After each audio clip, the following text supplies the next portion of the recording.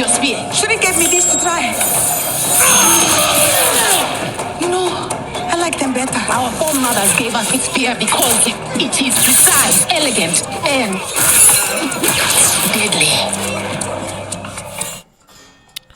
Wakanda Forever. Guys, what did you think of this movie? Did you enjoy it? Did you enjoy it? If you're new here, my name is Kenim and you're watching Brand Video Pro. All right, so today I want to talk about Wakanda Forever. And you know, what some of the things that sort of stood out to me in the movie. Overall, I can say that I enjoyed the movie. On my other channel, the KenimOba show, I broke down some of the issues I found around race in the movie, but I'm not going to dive into that in this video. In this video, I just want to talk about some of the themes in the story that really stood out to me, and yeah, what I thought about the story overall. I think first things first, I'll definitely say that there was this level of Afrofuturism in the storytelling that was interesting, but kind of lacked realism in my view. So first of all, the story of Wakanda, if you watch even like the first one that came out in 2018, Black Panther for 2018, it was this melting pot of African influences. So they took inspiration from so much African mythology when they were, crafting this story. And so even though Wakanda is this fictional country in West Africa and specifically bordering Nigeria, in the northern part of Nigeria, and Chad and Niger, this fictional country, they sort of like created this fictional land that's like, I would say the America of Africa in a way, because like there's just so many different influences that just don't represent like any one country, but just is this melting pot. And so that could be a little problematic in some ways to me, because it's kind of neglecting how diverse Africa truly is as a continent, how distinct. When you think about Nigeria, for example, there are 250 different languages and 2,500 different dialects within one African nation. And in my other video, I broke this down even more, but here I just want to summarize that.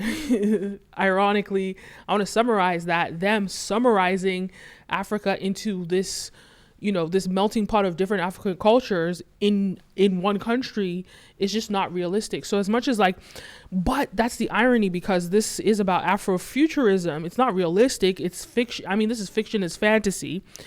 But it could be beneficial seeing Africa this way.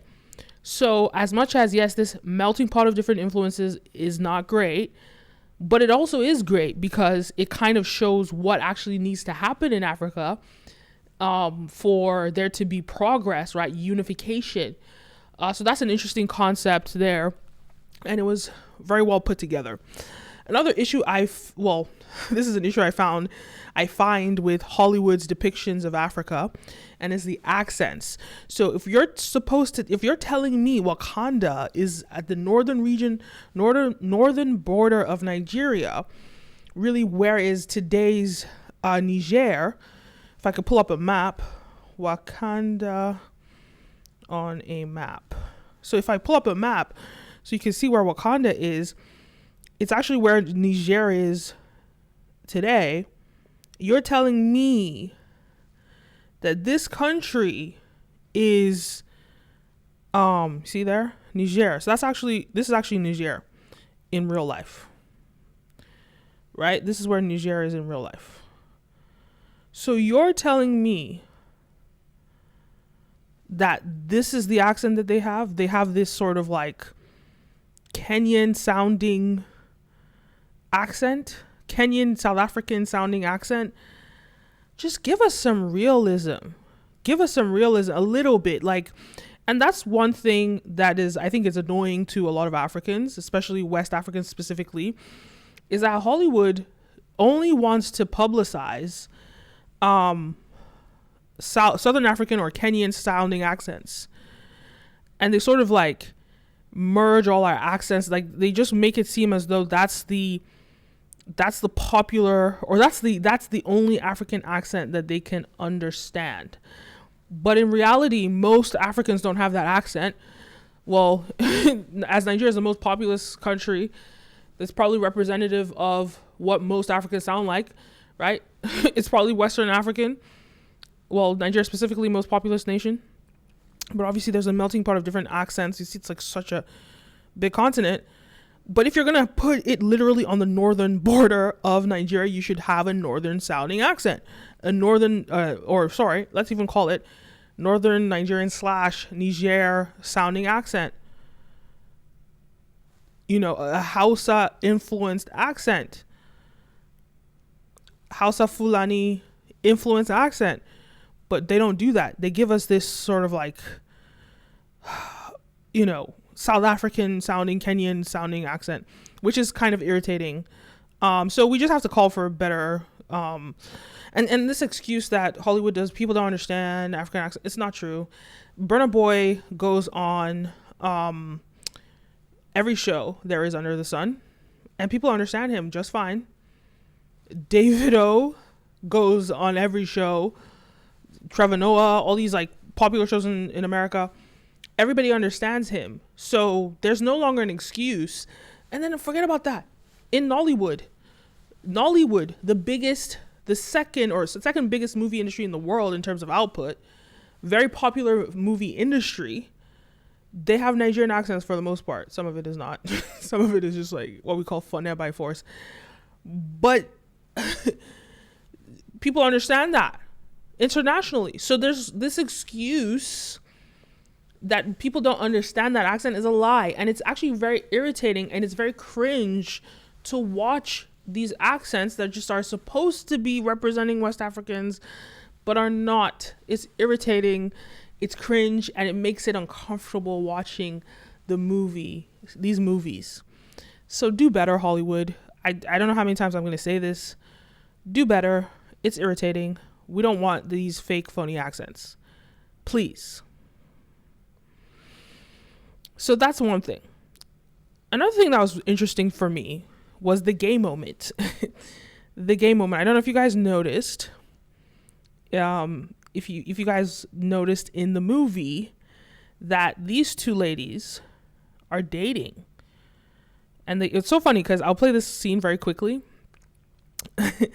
And it was kind of foreshadowing the first time they showed them together. You didn't quite know that they were dating, right? So let me play this scene right here.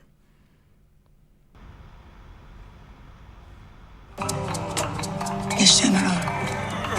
I told you not to bring them.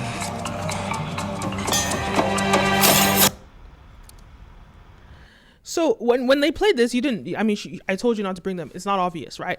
But at the end of the movie, remember, she kisses her head and she says, "Thank you, my love." And even in the movie theater, everybody was like, woo! Everybody was like screaming and stuff in the movies. But I think that was an interesting component to the Afrofuturism theme, because in Africa, well, it's kind of like, it's one of the pros of having African stories told through a Western lens. Now, in my video on the KenimOba show, I broke down in detail the cons of having Westerners, Westerns, specifically white people, police African stories, or African stories told through white supremacist lenses. I spoke about that. But here, I want to bring how this gay moment is actually a benefit, because as much as these African countries deny the existence of gayness, deny it, this movie sort of pushed the agenda that you can't deny it, it's present. And they were very strategic about it, because they were very subtle about it. They didn't have overt gay characters, simply because they understood that this movie is about Africa. It's going to be distributed in Africa. They didn't want it to be blocked in every African country, because that's exactly what would have happened. It would have been blocked in every African country. They didn't want that. So they decided to sneak it in there in a very subtle way, but in a way that was obvious to those that understand. Because some people are going to watch that in Nigeria and they're not going to understand that those two are gay. They're not going to understand that. But it was very clear, and it was just a way to sort of acknowledge gayness in Africa, which is sort of like gaslit in Africa and not acknowledged. So that was interesting there. So they're just kind of showing that, look, whether you suppress homosexuality or not, it does exist, and they are representing gay people in Africa. That's exactly what that did there. So that was great too. That was an interesting moment. Another thing that was interesting, it was the whole African empowerment movement, you know, the theme of the lack of exploitation of African resources. Like, this was an opportunity where we see an African country that is a superpower in this fictional story, this fictional African country that is a superpower that has this resource called Vibranium, which is like this metal that is extremely powerful for war, as a war weapon. Costs so much money, and they don't allow the West to exploit them, to mine it, and they don't allow that, which is in the exact contrast with what happens in Africa till this day, consistently just allowing the world exploit our resources to enrich others. So this was the opposite of that, which was a great vision for what Africa could be.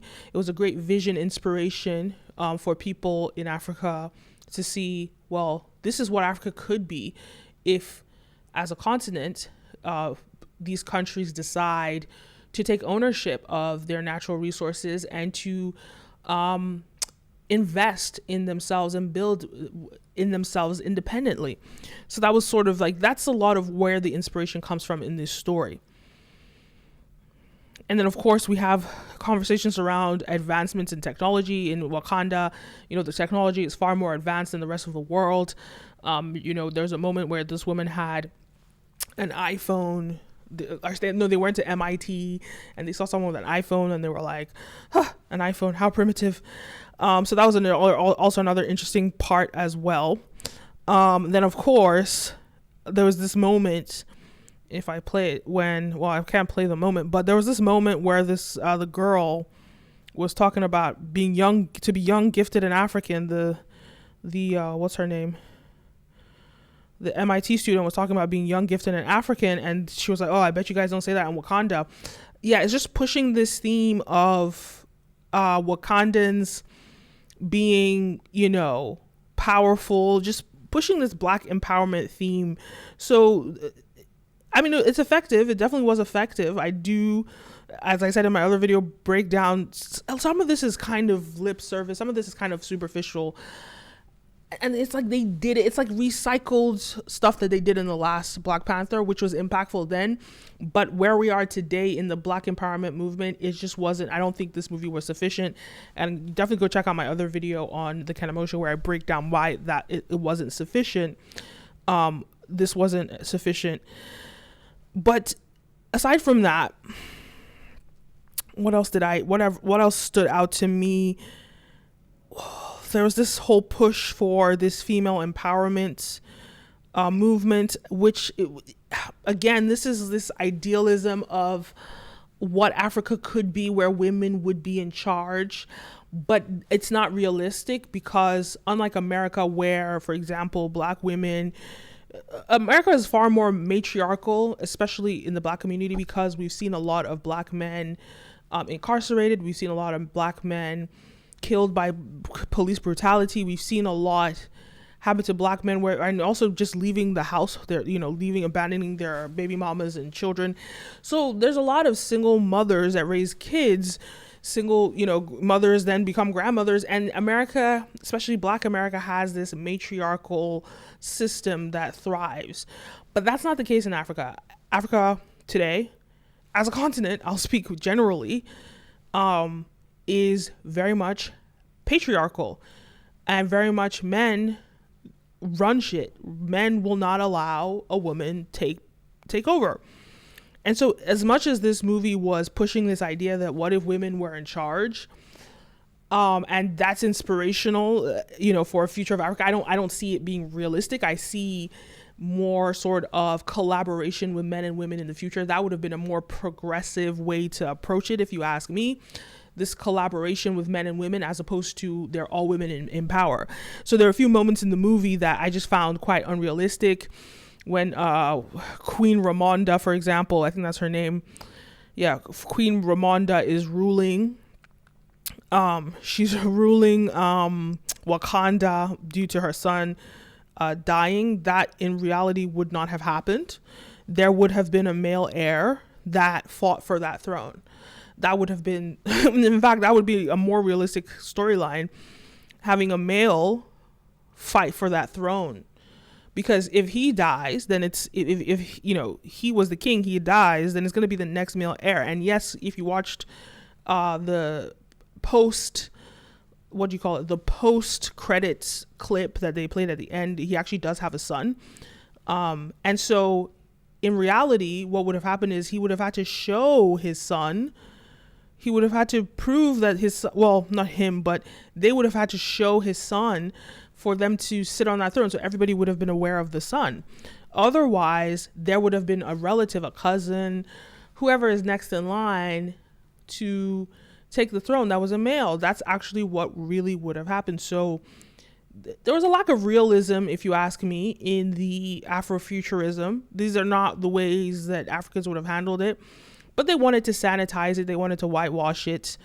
They wanted to push an agenda of female empowerment, which, look, I'm a feminist, of course. I support all of that. But I support accountability. I support realism. And I think there are ways that they could have approached it more realistic and more representative of what happens in these landscapes. So this idea of, you know, the queen taking over and then his sister taking over, not realistic. But of course, his sister becoming the Black Panther, that was a phenomenal storyline. That was interesting. And I kind of want to break that down a little bit, sort of her story arc, becoming the new Black Panther. So her name is Shuri, right? Shuri. So I think what was interesting for me in Shuri becoming the new Black Panther was the fact that when it comes down to it, in storytelling, you know, it was a great twist in the end of the movie, but it was something that was obviously, if you really were paying attention, when you watch it in hindsight, when you watch the movie again, you realize, oh, they were building this story all along. So the opening scene even starts off with Shuri, and she's trying to save her brother's life. So they don't even focus on the brother dying, nothing like that. She's trying to save her brother's life, you know, and it's this device that we use in storytelling called the unfair injury. And so Shuri, you know, she first loses her brother in the beginning of the story, and she's completely pained by this. So this is an unfair injury that they really focus in on. These are just the little hints that they were telling us that she was going to be the new Black Panther. So she loses her brother. This is obviously a devastating thing for her, especially the fact that she did everything in her power to save him. She's supposed to be the smartest person. She has the best tools in the most technologically advanced country, and she can't save her brother. To her, that's devastating. And to us, the viewer, to seeing how much it impacted her, well, that already makes us sympathize with her. So it's a device that they use. Then in addition to that, we see the fact that even though her mother lost her son, it's Shuri that's more affected by the loss of her brother. Now, by all accounts, I don't think that's realistic. Of course, it can happen. But in real life, think about it. They say the worst thing that can ever happen to any mother is to lose a son. And throughout this story, it's the mother that's consoling her daughter. We don't really see Angela Bassett's character in in the depths of pain of losing her son. That's the worst thing that can happen to any mother. We don't see her, you know, in that much pain, but we see Shuri in that pain. So that was another obvious indicator that, well, the person that really lost out in losing T'Challa was Shuri. The person that's really pained by it was her, even more so than even her mother. These are just little hints that they were showing us that she is the new Black Panther. She's the protagonist of this story. Another hint that they were giving us is her being uniquely talented and skilled. Now, not only when she becomes the Black Panther does she have all these superpowers, which is great, and T'Challa had that, great, But more specifically, she is intelligent, she's skilled, she's a scientist. She has very unique scientific abilities that we don't even see in most other Marvel characters. So this was another thing that made her, these are the little hints that they were giving that were making us fall for her. Because when you think about it, if they had come out and said, there's going to be a new Black Panther, nobody would have accepted that. She's going to be the new Black Panther. Nobody would have accepted that. So the way that they manipulated us into falling for her as audience members, falling for her character, and then accepting her as the new Black Panther, that's kind of the tactic that they were doing there, in showing us these little things in the storytelling that gave us this attachment to her character. These are little tricks that they do for protagonists to win us over to supporting the protagonist. Then this other element of her character is her swagger. Now, so even just in this scene, especially when they were waiting out of this outfit she's wearing, everything, she's just so swag. And even though, she's not traditionally pretty in a Eurocentric way, even though, yes, she does have she's thin, has a model-esque body. She has, the hairstyle is giving very Whitney Houston in the 80s. It's giving a little, not completely, but it's giving that swagger.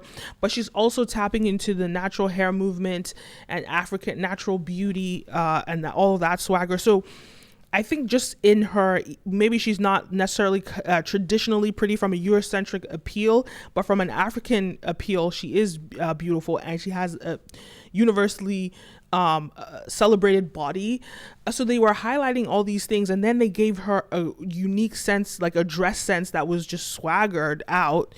These are things that made us think, oh, she's cool, I like her. Because that's what they do in protagonists. They're attractive, physically attractive, typically. And so she had the swagger, she had everything. The haircut was so swag, very futuristic, swaggy look. That just made all of us sort of like, well, at least me and a lot of viewers would think subconsciously, it's kind of winning us over to supporting her as a protagonist. Then when we think about the character Namor, and them having parallels in their stories. So with Shuri, she had the unfair injury of losing literally every single person in her family, not just her brother, not just her father, but her mother. She's alone in this world. And Namor has very interesting, unique, a very similar dynamic, losing his mother and losing everybody himself and being alone for, hundreds of years. Those are the similarities between them, and those are the parallels, but the difference is who she becomes in this story. So we see her in the beginning, and that's her character journey, her character arc. Her unfair injury or her core wound is the loss of, this is things in storytelling, her core wound is the loss of her family, her entire family. She's losing one person at a time, and it's eating at her and making her more vengeful as she gets, as she moves along. And we see her when she becomes the Black Panther and she takes the potion and goes to meet her ancestors. She doesn't meet her brother, she doesn't meet her father, she doesn't even meet her mother, but she meets her cousin Killmonger, who is a villain. And that's that inner conflict and inner story arc of her core wound. Is she going to become a villain and seek revenge? Is she going to seek a vengeance, or is she going to be healed? Is she going to be like her ancestors, her mom, her brother, her dad, what they've taught her? And that's her inner story arc. And obviously when we watch the movie, we see that she overcomes it. Sorry. Hey, spoiler alert. She overcomes it, and she turns out to be her brother's sister. That was the key story arc in the whole film.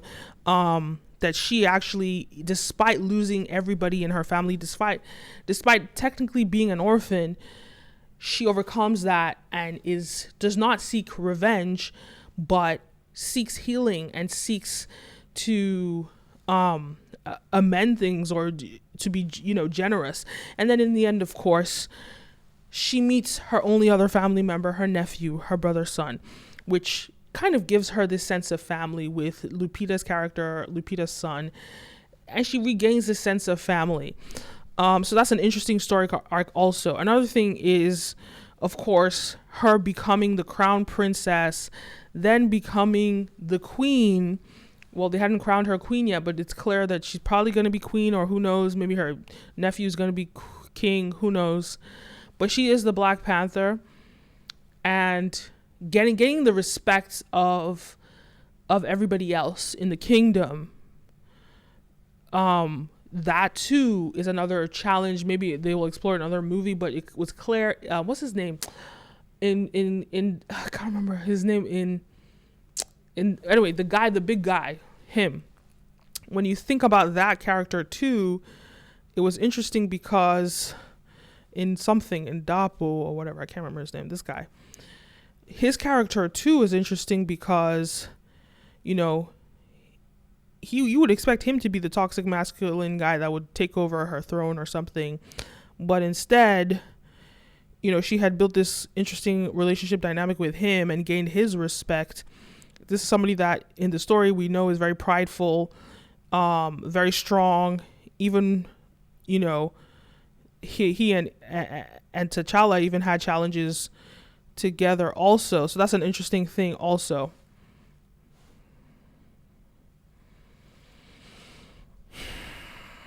So that's all interesting. I mean, the story was great. I really enjoyed it. Some really interesting themes in the story. Let me know your thoughts. Did you guys enjoy Black Panther? If you want to see my in-depth breakdown about race and the dynamics and whether or not Black Panther was useful to Black people, whether it was helpful for Black people, on my other channel, the KenimOba Show, definitely go check that out. But in this one, I'm talking about the craft of this storytelling. Obviously, it's Marvel generic stuff. It's always going to be good. They put it's formulaic. They put the ingredients and it works. To me, I just feel like I'm tired of that kind of storytelling because it's a little cheesy. It's a little predictable for me. There are elements in it that you just know that it's just like you're eating, I don't know, bubble gum, because you just know what's going to happen. You know, these like cliche devices that they're going to use. Another thing is I didn't like when they had the little flashbacks of like the ancient Mayan Empire, because there's a thing we call in cinema show don't tell, and Neymar's character just breaking down everything that happened and telling us that history instead of showing us. I think that television has really spoiled my tastes, because television, even though it has the time to really reveal stories, so they don't have to spill the whole story. They don't have to the characters don't have to tell us what happened. They show us what happened in the storytelling. And I remember in Game of Thrones, the authors, Dave and Dan, even though people kind of hate them, but they would say flashbacks are lazy storytelling. So I find it a little lazy, because now I'm used to series. I'm used to them taking their time and really showing and not telling. But I get it. This movie is already 2 hours and 30 minutes.